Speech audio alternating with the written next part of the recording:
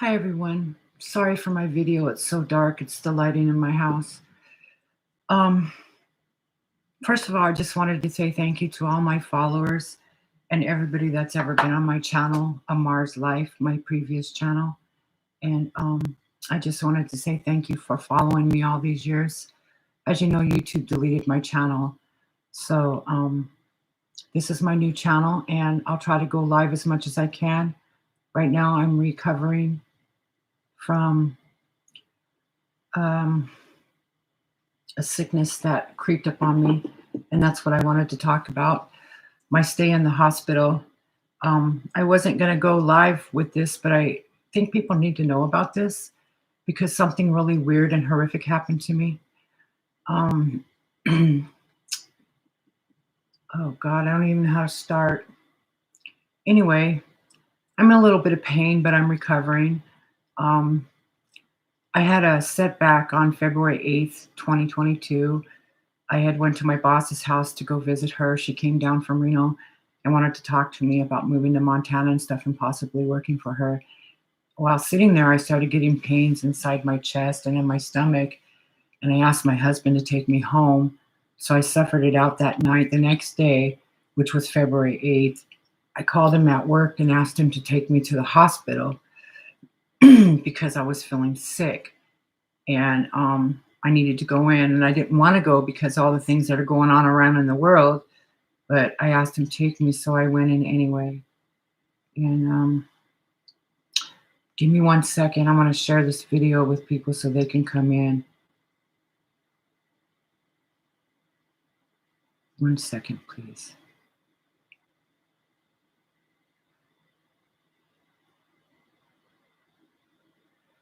Because I want people to hear what I have to say about my stay in the hospital.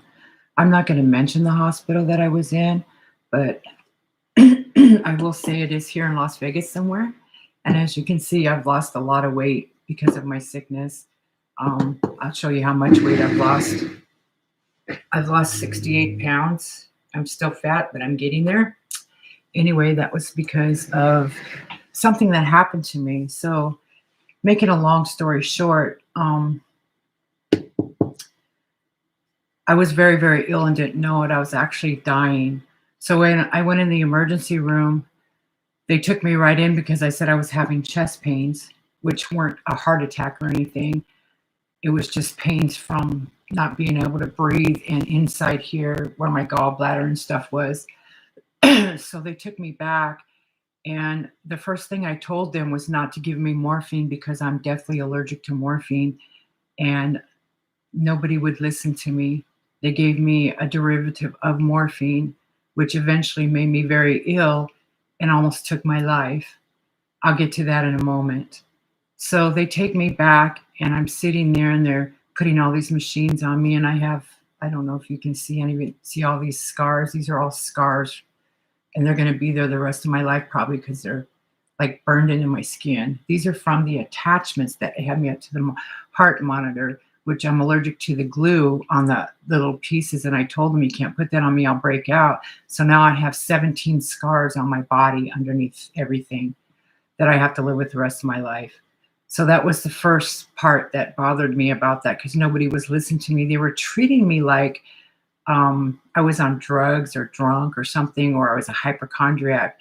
And I kept telling them, they kept asking me if I was on drugs. Do you do drugs? Do you drink? Come on now. They took my blood 100 times over. They could tell there's no drugs in my systems, no alcohol. I don't do drugs. I don't drink. And they just kept insisting that I was this kind of person, just treating me like that. So moving on, I'm in the emergency room. They take me back to another room where I'm sitting. And to let you all know, this hospital does not push the axe, and the vaccine is not even in their hospital. They don't push it at all. So as far as I know, I'm a pure blood still, a pure blood patriot.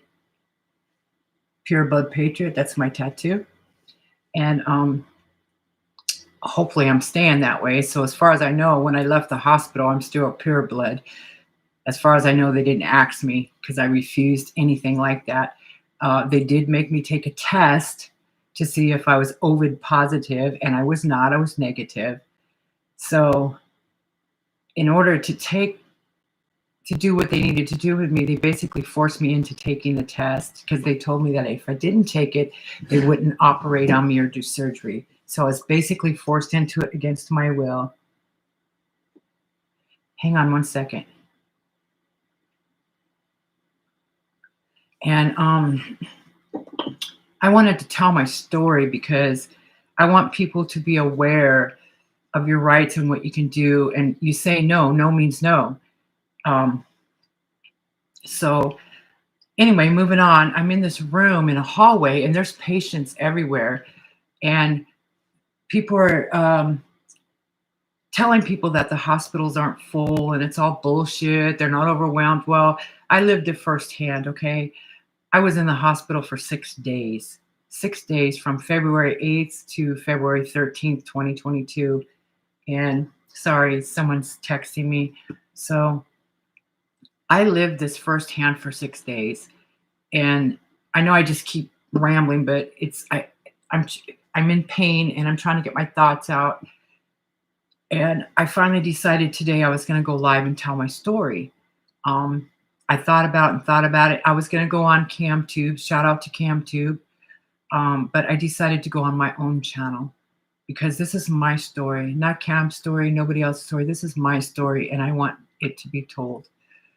So I'm in this long hallway in the hospital, where they take you back from the emergency room, and there's all these chairs. They're like recliner chairs, and there's people laying in them, sitting in them, and there's got to be about 30 people on each side of the wall of me. We're next to a wall, the hallway, and they're everywhere.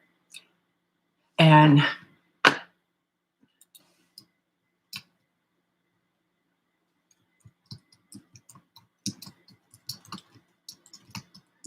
hi, Iraq. I'll chat to you guys in a moment, okay? So I'm in a hallway and there's all these sick people in there with IVs and stuff in there. And then I'm sitting there, and what's really bizarre about this is when it first started, is that, hey everybody, welcome to my channel. It's the first day I've gone live in a long time. Like I said, I'm kind of sickly right now. I'm recovering from emergency surgery that almost took my life. I'm lucky to be here. So I thank the higher power, God, Jesus Christ, whoever's out there, for what he's given me a second chance. But anyway, so I'm looking ahead of me, and there's people and nurses and doctors going by. This hospital is packed with non-COVID patients and COVID patients, okay? So it was overwhelming for me and very disturbing what I went through those 6 days. And I just wanted to get this out to people to be aware of what's going on and what might possibly be going on in the hospitals. It might be conspiracy theory, but I saw it with my own eyes and I lived it. So let's get this rolling because I'm just dragging it. I'm so nervous right now. I'm just really tired and in pain.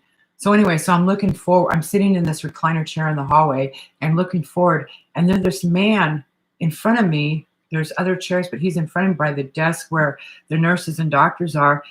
And they're not even noticing what he's doing. This man stood up off his recliner chair, pulled his pants down, and started masturbating in front of everybody. And there's doctors and nurses standing there. They're not even paying attention to what he's doing. I'm witnessing this.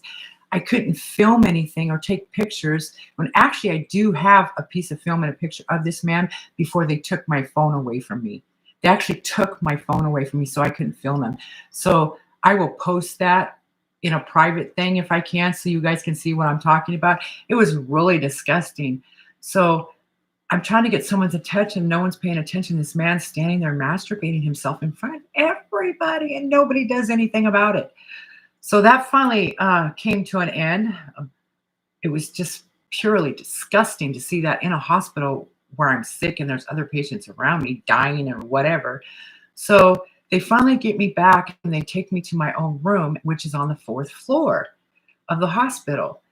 And by the time I got up there, they got me all settled in. The nurses were really nice and everything. And then I went through 3 roommates in my room. They have 2 and 3 beds to a room. That's how packed the hospital is. This was a single room, supposed to be with a single bed, but there was 2 beds in it. And every roommate that came in there, I went through 3 of them while I was in there 6 days, complained about everything, how the hospital was horrible and this and this and that. And Just it was just really unsettling for me. Anyway, make a long story short, like I said, I'm sorry I'm rambling on so much. It's just I'm trying to get this out of my memory. Um, the first day I was there, I what I told you before, I told them not to give me morphine or a derivative of morphine because I'm deathly allergic to it. It will kill me. I've had reactions in hospitals before.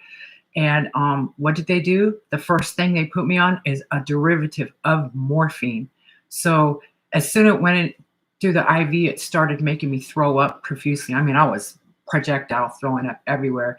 And it was just horrible. So I went through that for 4 days straight, and I kept telling them I'm sick. And then they gave me a medication to stop me make throwing up, which was counteracting with the derivative of morphine, and it was making me throw up even more. I mean, I was literally throwing up blood, getting sicker and sicker. So they're doing all these tests on me. They're taking me downstairs. They're doing CAT scans, X-rays, all kinds of shit, blood tests. They're giving me medication that I don't even know what the hell they're giving me. Um, and 4 days straight, I'm puking my guts out sick and almost dying. So finally, a nurse came in on the night shift. His name was Ryan, a very well professional nurse, very kind, looked after me every day I was in there. And he looked at my chart and I said, Ryan, please take me off this. It's killing me. I can feel myself dying. And he looked and he said, oh my God, you're allergic to this. Why are they giving it to you? So he ordered it stopped right then and there. And within 2 or 3 hours, um, I was better. I was better. See, I was supposed to have surgery that day. This was like the 12th. And they finally stopped it. They had to postpone the first surgery when I went in because of it. And then I was better within a couple hours. And then the next day, they gave me a surgery in here. I don't know what it's called. My husband knows what it is. But they took out 2 stones, really big ones, out of here where my stomach and esophagus is. It has something to do with my gallbladder. And they took those out. That was blocking everything, which caused my gallbladder to get infected really bad. And the gallbladder infected my liver. My liver is severely damaged. Hopefully it's healing now. I'm not sure. But they had to do that surgery first. They got them out. They brought me up to my room. Everything was okay. They took me off the morphine drip and all that stuff. And so by the 13th, well, let me go back.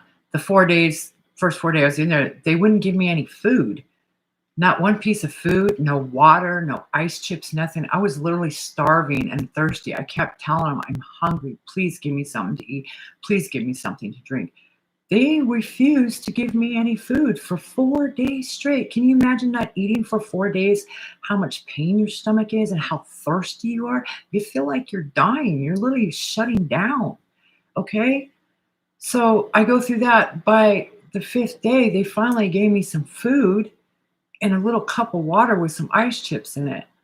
And I don't know what I ate, but it was nasty as hell. It was gross, but I ate it because I was hungry. I was starving. So I got that in me. And then the next day, they scheduled me for another surgery, which was February 13th, the day after I had the surgery to take the stones out. So they went in, and I have to show you these pictures I have because I went through some bizarre stuff. I did some research, and a robot operated on me. Literally, a robot. He was about 7 or 8 feet tall when I went in the operating room and saw this. It was really bizarre, really bizarre.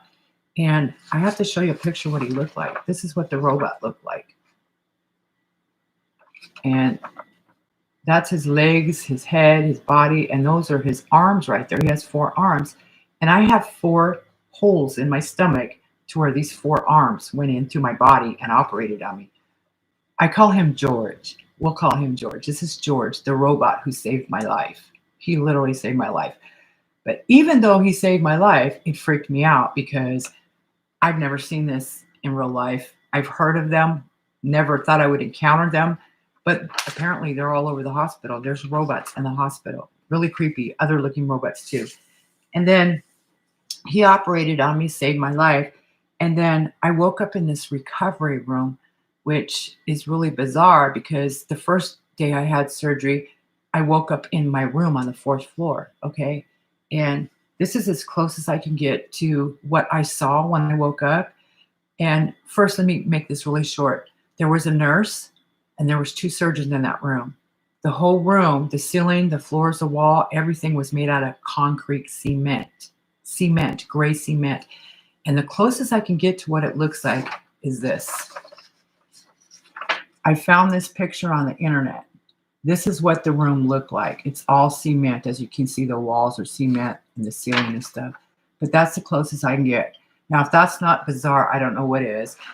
And the reason I'm telling you this and showing this stuff, because if anybody ever has any experience like this or knows of anybody that's gone through what I went through, let me know, because it gets even weirder, okay? So I drew a picture out of what my memory was from that day that I had my second surgery with the robot. This is the picture I drew. And mind you, that picture that I just showed you, this one, is what I was trying to portray in this picture, okay? This is the stuff that was in this room. And you see all the gray on there, the background, it's all gray. I'm trying to depict a room that looks like this, meaning that it's all cement. There's no paint, nothing, okay? So what I wanted to show you is, sorry for the horrible childlike drawing, but there was gray walls, gray cement, gray ceiling, gray floor, everything. And this is a wall right here that there was nothing there. And I put a line down it and put elevator. This is just a wall. There's no opening. There was no line on it. I just drew it that way. This is my bed right here, and I'm looking this way. These are beds here, and there's actually beds on the left side of me over here. And there's two surgeons. Sorry, there's two surgeons. Let me turn this a little bit. There's two surgeons on this side of the room, which is the left side of me, because the video slipped around so it looks right. And I could hear them saying, "Don't worry about it. She won't remember anything. She's so drugged up." And I thought, how bizarre for somebody to say something like that. It was just really creepy. And then I looked, and then their nurse came around, and she came here and said, "We're going to take you up to her room in a few minutes." I was like, okay. And I asked her, "What happened to my gallbladder?" And her exact words, and she was very cocky and snotty, "We got rid of it. We got rid of it." Okay. And I didn't say nothing else. And she was creepy. This woman was tall with blonde hair, and she had black eyes. I could see the whites of her eyes, but she had black eyes. And she was really mean and creepy and just standoffish to me. And this is an organ box right here on the table. And usually they have a red stripe around it. This one had an orange one on it, and it had that round symbol with like an A in it. And I drew that in there because that's what I saw next to my bed. It's about 15 feet away from my bed. Like I said, this is my bed. And the surgeons are on this side. There's no patients in the room whatsoever. And these beds don't even look like hospital beds. They look like old-fashioned army cot beds, like I'm in some kind of underground bunker. It was really bizarre. I know you guys are going to think I'm crazy. This is what I saw with my own eyes. And that's an organ box for organs. And the first thing that came to my mind, are these people harvesting organs in a hospital underground? What's even more bizarre is when the nurse came around to take me to my room, she wheeled me this way, and we went through this wall. This wall just opened up. There's no door, no nothing. It just like appeared, opened up. And we went through it. And the next thing I know, I was inside an elevator. And within maybe less than 60 seconds, I was inside the hospital. And then I was in my room. This is the story I'm telling you because this is what I went through. This is what I saw. It's what I witnessed.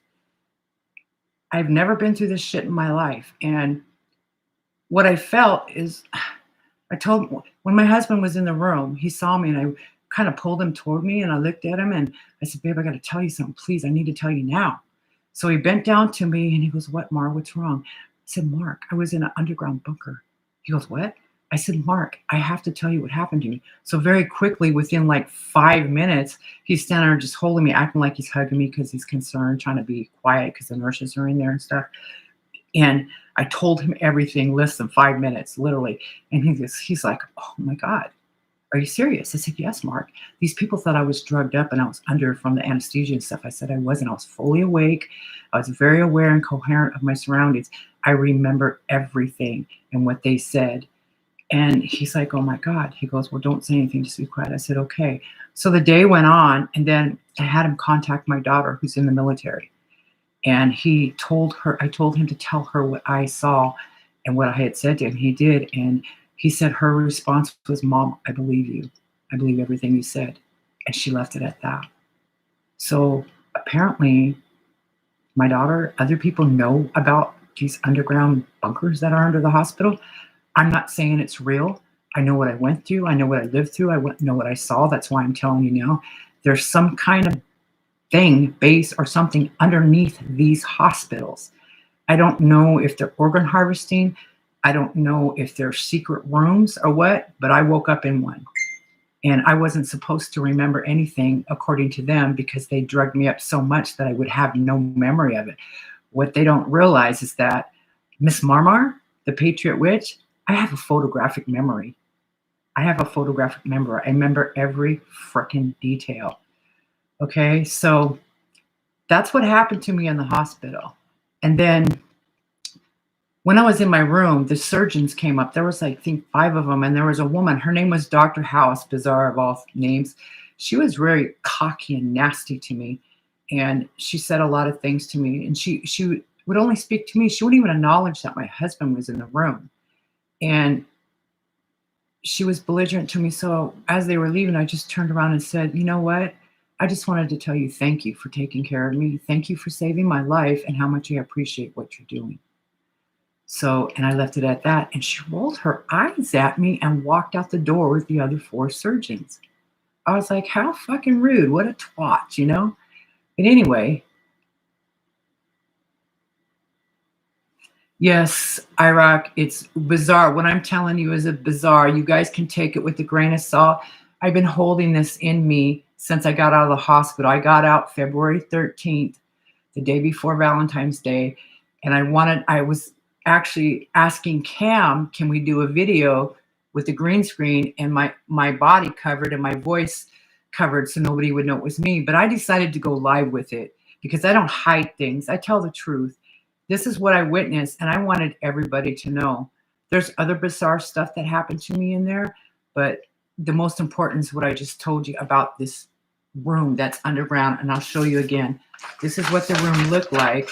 This is the robot that operated on me. This robot is almost 8 feet tall, okay?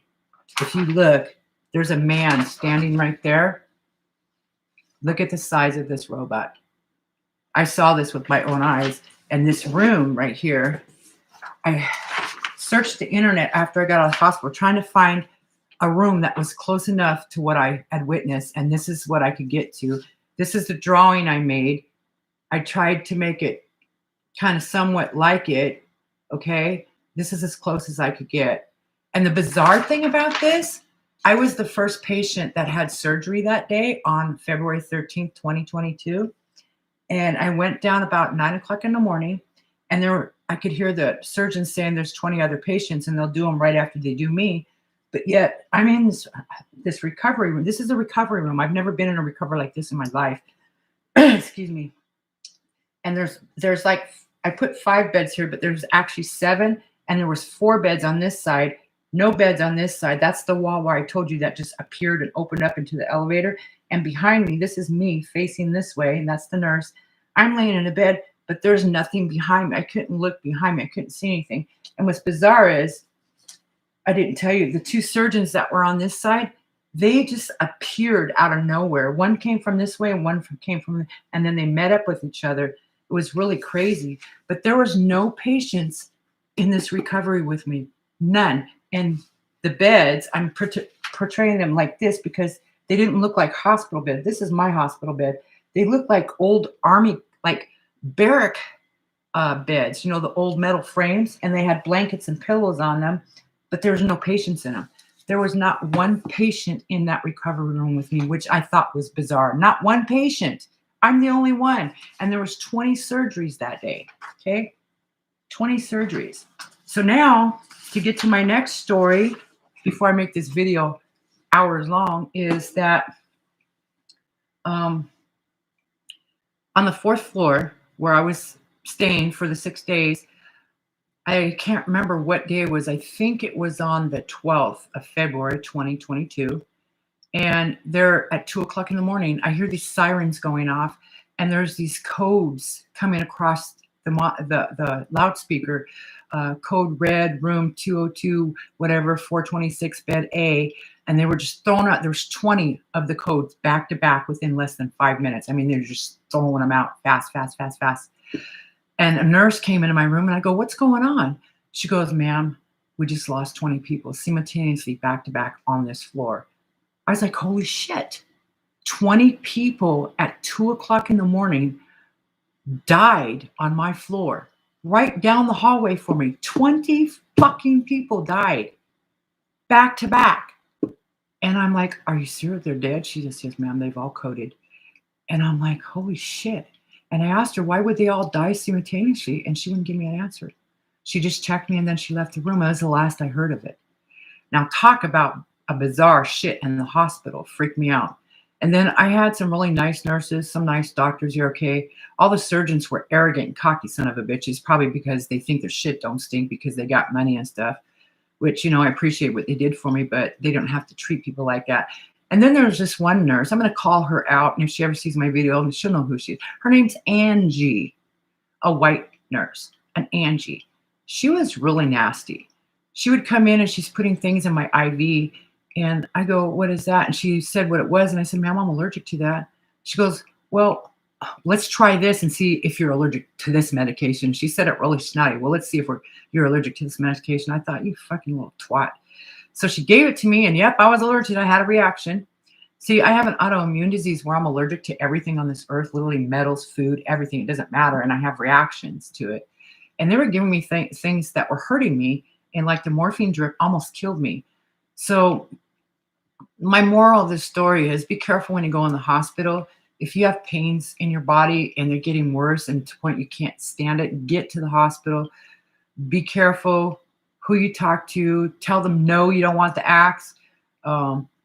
Just, insist that if you're allergic to something that they don't give it to you. And if they do, you freaking sue them. I don't know if I'm going to take any action against this hospital or what, because I don't sue people, but people are telling me, "Mari, you need to. They almost killed you. You almost didn't die once. You almost died twice." So when I went into the hospital, the doctors told my husband that if he wouldn't have brought me in when he did, I would have been dead within 12 hours. I had 12 hours to live. That's an eye opener. I've never been told anything like that in my life. But,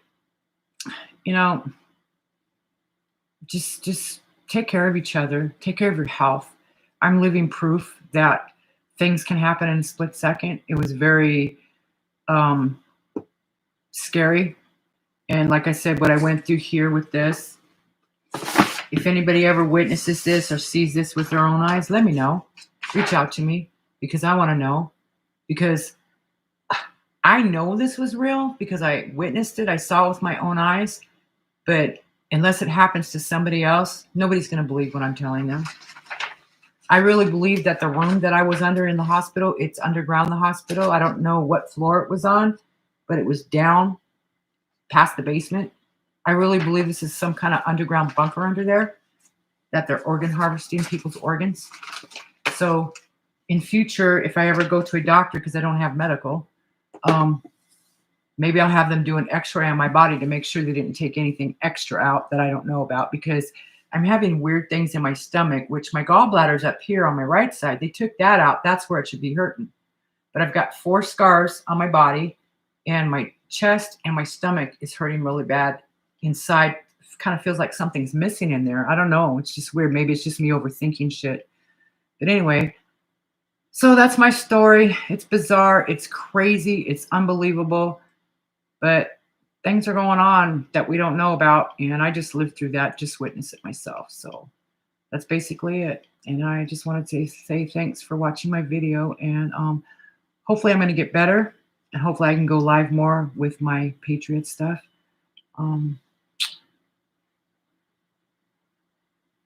Yeah, that's right, Iraq. Nobody knows. You only know if you witness it and experience it yourself. I wish I had more proof. I wish I had pictures and videos, but like I said, they took my cell phone away from me. They literally took it away from me.